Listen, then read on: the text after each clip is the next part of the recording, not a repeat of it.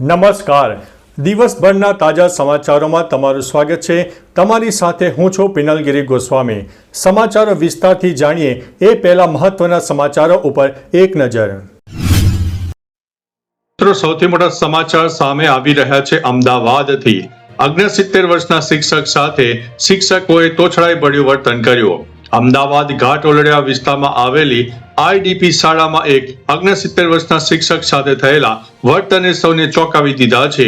વિડીયોમાં તમે જોઈ શકો છો કે વર્ષો સુધી સેવા આપી પોતાનું અનુભવનું સર્ટિફિકેટ લેવા ગયેલા આ શિક્ષક મહિલા સાથે શાળાના શિક્ષકો અપમાનજનક રીતે વાત કરી રહ્યા છે અને ગેટ આઉટ અને પોલીસને લઈને આવવાનું કહી રહ્યા છે. વિડીયો વાયરલ થયા બાદ ડીઈઓ ઓફિસથી કડક તપાસના આદેશ આપવામાં આવ્યા છે. અન્ય મહત્વના સમાચારની વાત કરીએ તો દિલ્હી એનસીઆરમાં વરસાદ. હવામાન વિભાગની આગાહી અનુસાર ગુરુવાર રાતથી દિલ્હી એનસીઆર વિસ્તારમાં વરસાદ અને જોરદાર પવન ફૂંકાઈ રહ્યા છે. હવામાન વિભાગે રેડ એલર્ટ જારી કર્યું છે અને લોકોને નબળા બાંધકામો અથવા તો ઝાડ નીચે આશરો લેવાનું ટાળવાની સલાહ આપવામાં આવી છે. ઉલ્લેખનીય છે કે આગામી 2 થી 3 દિવસમાં ચોમાસું ઉત્તર પ્રદેશ પહોંચવાની ધારણા છે. જો કે રાજસ્થાનમાં તીવ્ર ગરમી ચાલુ છે. ગુરુવારે જેસલમેરમાં પારો 46 ડિગ્રી સેલ્સિયસને સ્પર્શી ગયો હતો. અન્ય મહત્વના સમાચારની વાત કરીએ તો શિક્ષણ વિભાગનો નવો પરિપત્ર વિવાદમાં. ગુજરાત સરકારના શિક્ષણ વિભાગના નવા પરિપત્રથી રાજ્યભરના એસ્ટાટ મુખ્ય શિક્ષકોમાં અસંતોષ ફેલાયો છે. પરિપત્ર મુજબ હવે મુખ્ય શિક્ષકોને પોતાની શાળા ઉપરાંત 15 કિલોમીટરની ત્રિજ્યામાં આવેલી બીજી શાળાનો પણ ચાર્જ સંભાળવો પડશે. અખિલ ભારતીય રાષ્ટ્રીય શૈક્ષણિક મહાસંઘે આ નિર્ણયનો સખત વિરોધ નોંધાવ્યો છે. સંગઠનનું કહેવું છે કે મુખ્ય શિક્ષકો પહેલેથી શૈક્ષણિક, વહીવટી, નાણાકીય અને ઓનલાઈન કામગીરીના ભારે બોજ હેઠળ જીવી રહ્યા છે. અન્ય મહત્વના સમાચારની વાત કરીએ તો બનાસકાંઠાના વાતાવરણમાં આવ્યો છે પલટો. આજે વહેલી સવારથી જ બનાસકાંઠાના વાતાવરણમાં પલટો જોવા મળ્યો છે. જિલ્લાના પાલનપુર, ડીસા, અમીરગઢ, દાંતા અને વડગામ વિસ્તારોમાં વાદળછાયું વાતાવરણ જોવા મળ્યું. ઉલ્લેખનીય છે કે બાજરીનો પાક હજુ પણ ખેતરમાં હોવાથી ખેડૂતોને નુકસાનની ભીતિ સેવાઈ રહી છે. જો વરસાદ વરસે તો ખેડૂતોને મોટું નુકસાન પણ થઈ શકે છે. અન્ય મહત્વના સમાચારની વાત કરીએ તો અમદાવાદમાં ફરી ડિમોલેશનની કાર્યવાહી. અમદાવાદમાં મ્યુનિસિપલ કોર્પોરેશને ફરી એકવાર ડિમોલેશનની કાર્યવાહી હાથ ધરી છે. શહેરના પૂર્વ વિસ્તારમાં મોની હોટલના ગલીના શાક માર્કેટ પાસે આવેલા આંબા તળાવમાં ડિમોલેશન કાર્ય ચાલુ છે. તળાવમાં આશરે 160 થી વધુ ગેરકાયદેસર બાંધકામો આવેલા છે. પોલીસના બંદોબસ્ત સાથે કાર્યવાહી ચાલી રહી છે. જો કે નાગરિકો પાસે રહેઠાણના પુરાવા હશે તો તેની વૈકલ્પિક વ્યવસ્થા કરવામાં આવશે. અન્ય મહત્વના સમાચારની વાત કરીએ તો સુરતમાં લાંચિયો હોમગાર્ડ જવાન ઝડપાયો છે.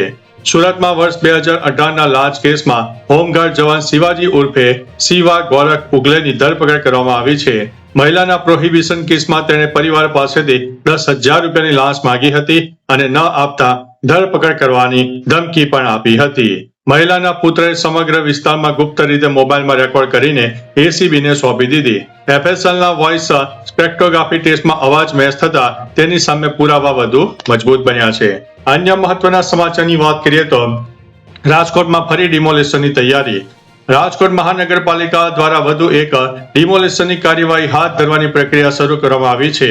વેસ્ટ ઝોનના અમીન માર્ગ પર સૌરાષ્ટ્ર હાઈસ્કૂલ નજીક નિર્મિત ટ્વિન ટાવર પાસેના હિંગળાજ નગરમાં 70 જેટલા ઝૂંપડા ખાલી કરવાની નોટિસ આપવામાં આવી છે. ઉલ્લેખનીય છે કે અહીંયા લોકો 50 વર્ષથી વસવાટ કરે છે. હાલ 15 દિવસમાં ઘર ખાલી કરવાની નોટિસ આપવામાં આવતા લોકોમાં ભારે રોષ પણ જોવા મળી રહ્યો છે. અન્ય મહત્વના સમાચારની વાત કરીએ તો એરપોર્ટ પર સોનાના દાણચોરીનો પર્દાફાશ કરવામાં આવ્યો છે. અમદાવાદ સરદાર વલ્લભભાઈ પટેલ ઇન્ટરનેશનલ એરપોર્ટ પર કસ્ટમ અધિકારીઓએ શાહજહાંથી આવેલા એક મુસાફરને સોનાની દાણચોરીના આરોપસર ઝડપી પાડ્યો છે. ગ્રીન ચેનલથી બહાર નીકળવાનો પ્રયાસ કરતી વખતે તેની તપાસ કરવામાં આવતા 2 ટ્રોલી બેગમાંથી ખાસ ડિઝાઇન કરેલી સોનાની ચેન અને હુક્સ મળી આવ્યા હતા. અધિકારીઓ આશરે 600 ગ્રામ સોનું લગભગ 60 લાખ રૂપિયાનું જપ્ત કર્યું છે અને આરોપીની ધરપકડ કરવામાં આવી છે. અન્ય મહત્વના સમાચારની વાત કરીએ તો ભારે વરસાદની આગાહી. દેશના ઘણા રાજ્યોમાં ચોમાસાએ દસ્તક મૂકી દીધી છે. હવામાન વિભાગ દ્વારા આજે દિલ્હી, હરિયાણા, પંજાબ, યુપી, રાજસ્થાન, બિહાર, ઝારખંડ, પશ્ચિમ બંગાળ, ઓડિશા, છત્તીસગઢ, અને પશ્ચિમ હિમાલય ક્ષેત્રમાં વરસાદની સંભાવના વ્યક્ત કરી છે, જ્યારે કેરળ, કર્ણાટક, આંદામાન અને નિકોબાર ટાપુઓ, સિક્કિમ અને પશ્ચિમ આસામમાં ભારે પવન સાથે વરસાદની સંભાવના વ્યક્ત કરી છે. વરસાદના પગલે લોકોને સુરક્ષિત સ્થળો પર રહેવાની સૂચના આપવામાં આવી છે. અન્ય મહત્વના સમાચારની વાત કરીએ તો ગુજરાતના માથે મોટો ખતરો. યુરોપિયન યુનિયનની હવામાન એજન્સી કોપરનિક્સના તાજેતરના અહેવાલ મુજબ ભારતના 2026ના ચોમાસામાં સરેરાશ કરતા ઓછા વરસાદની શક્યતા વ્યક્ત કરવામાં આવી છે. ગોળ જિલ્લા એલ નીનો ના પ્રભાવને કારણે પશ્ચિમ અને મધ્ય ભારતના વિસ્તારોમાં વરસાદમાં ઘટાડો થઈ શકે છે. ગુજરાત, મહારાષ્ટ્ર, કોંકણ અને ગોવા સૌથી વધુ અસરગ્રસ્ત બની શકે છે. આ પરિસ્થિતિ ખેડૂતો, ગ્રામીણ અર્થતંત્ર અને જળ પુરવઠા માટે ચેતવણી રૂપ માનવામાં આવી રહી છે. અન્ય મહત્વના સમાચારની વાત કરીએ તો બિહારમાં ભારે વરસાદ, 9 લોકોના થયા છે મોત. બિહારના 12 જિલ્લામાં વાવાઝોડા સાથે ભારે વરસાદ નોંધાયો છે. ખગડિયા, સહરસા, મધેપુરા જિલ્લામાં વીજળી પડતા પતિ પત્ની સહિત 9 લોકોના મોત થયા છે. ઉત્તર પ્રદેશના 52 શહેરોમાં પ્રી મોન્સૂન વરસાદ પણ નોંધાયો છે. ઉપરાંત મધ્યપ્રદેશ, છત્તીસગઢ, ઝારખંડ, જમ્મુ કાશ્મીર, ઉત્તરાખંડ, હિમાચલ પ્રદેશ અને પંજાબમાં પણ વરસાદી માહોલ જોવા મળ્યો છે. અન્ય મહત્વના સમાચારની વાત કરીએ તો વડોદરામાં ફાયરિંગની ઘટના. વડોદરાના કુંભારવાડા વિસ્તારમાં આજે વહેલી સવારે ફાયરિંગની ઘટના બની. સામે આવેલી માહિતી અનુસાર રામરાજ હોટલ પાસે અંગત અદાવતમાં એક ઇસમે ફાયરિંગ કર્યું. હાલમાં પોલીસે 4 આરોપીને અટકાયતમાં લીધા છે. આગળની કાર્યવાહી ચાલુ છે. માહિતી મળતા જ પોલીસ ઘટના સ્થળે પહોંચી ગઈ છે. અન્ય મહત્વના સમાચારની વાત કરીએ તો ઈરાન સાથે યુદ્ધ સમાપ્ત, તેઓ ટ્રમ્પે જાહેરાત કરી છે. મિડલ ઈસ્ટમાં ચાલી રહેલા તણાવ વચ્ચે ટ્રમ્પે મોટો દાવો કર્યો છે. ટ્રમ્પે પોસ્ટ કરતા જણાવ્યું છે કે ઈરાન સાથે યુદ્ધ હવે સમાપ્ત કરી દીધું છે. ઈરાન પરમાણુ હથિયાર નહીં બનાવવા પર સહમતિ દર્શાવી છે. સુપ્રીમ લીડર મુજબના ખામેનીને આ મંજૂરી આપી હોવાનો પણ ટ્રમ્પે દાવો કર્યો છે. તેમણે ઉમેર્યું છે કે યુરોપમાં શાંતિ કરારના હસ્તાક્ષર કરવામાં આવશે. જણાવીએ કે ટ્રમ્પના દાવા અંગે ઈરાન દ્વારા સત્તાવાર પુષ્ટિ સામે પણ આવી નથી. અન્ય મહત્વના સમાચારની વાત કરીએ તો બગસરામાં સિંહણે બાળકનો કર્યો છે શિકાર. અમરેલીના ઘંટીયાણ ગામમાં 7 વર્ષીય બાળક પર સિંહણે હુમલો કર્યો. સિંહણના હુમલાથી બાળકનું મોત થયું. ઘટના બાદ ગ્રામજનોમાં ભારે રોષ જોવા મળ્યો. ગામ લોકોએ જંગલી જાનવરોની વધતી અવરજવર સામે વન વિભાગ દ્વારા કડક અને અસરકારક પગલાં લેવામાં આવે તેવી માંગ ઉઠી છે. સમગ્ર ઘટનાને ધ્યાનમાં રાખીને વન વિભાગની ટીમ સિંહણને પાંજરે પૂરવા માટે કવાયત હાથ ધરી છે. અન્ય મહત્વના સમાચારની વાત કરીએ તો આજે અને કાલે ક્યાં પડશે વરસાદ. હવામાન વિભાગના જણાવ્યા અનુસાર સુરત, ડાંગ, તાપી, નવસારી, વલસાડ અને દમણમાં છૂટોછવાયો વરસાદ આજે પણ પડી શકે છે. કેટલાક વિસ્તારોમાં ગાજવીજ અને પવન સાથે વરસાદની શક્યતા પણ વ્યક્ત કરવામાં આવી છે. આવતીકાલે છોટાઉદેપુર, નર્મદા સહિત આ જ વિસ્તારમાં વરસાદી માહોલ યથાવત રહી શકે છે. વરસાદના કારણે તાપમાનમાં ઘટાડો થશે અને લોકોને ગરમીમાંથી રાહત મળશે તેવી આગાહી વ્યક્ત કરવામાં આવી છે. અન્ય મહત્વના સમાચારની વાત કરીએ તો 310 કરોડના સાયબર ફ્રોડનો પર્દાફાશ કરવામાં આવ્યો છે.